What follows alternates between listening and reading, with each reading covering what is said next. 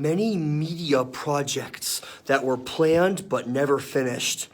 And this is very sad indeed. We have movies, television series, video games, and others that may never see the light of day. And the reasons for which these projects were canceled are various, either lack of funding, the creators lost interest, or internal struggles, like differences between different people working on it, and so forth.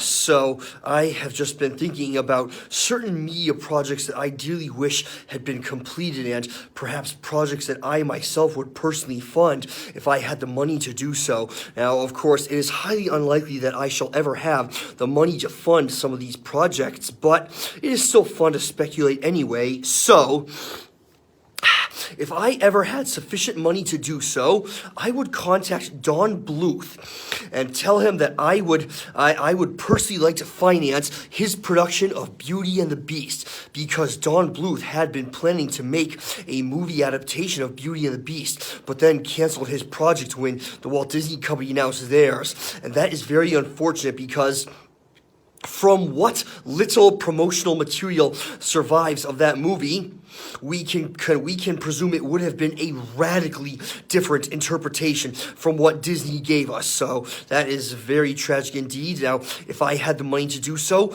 I would contact Blizzard Entertainment and ask if I could personally fund either Warcraft, Lord of the Clans, or StarCraft Ghost, because those two games looked quite interesting, although neither of them was ever completed. They were both canceled before they were finished. And then finally, Nickelodeon has been releasing ever since Avatar: The Last Airbender ended and since Legend of Korra ended, Nickelodeon has been releasing comics or graphic novels that follow the continuing adventures of the characters from those two series. And of course, there's nothing wrong with those. There's no reason why we can't follow their adventures in other formats. But still, I think if I had sufficient money, I would contact Nickelodeon and ask if I could fund animated television adaptations of those comics. So what about everyone else? What are some multimedia projects that you would fund if you had sufficient money to do so? And of course, I would like to mention, it is highly unlikely that any of us shall ever have the money to fund these projects, but it is still fun to speculate, is it not? So please let me know what you have to say, and I look forward to hearing your responses. Thank you very much.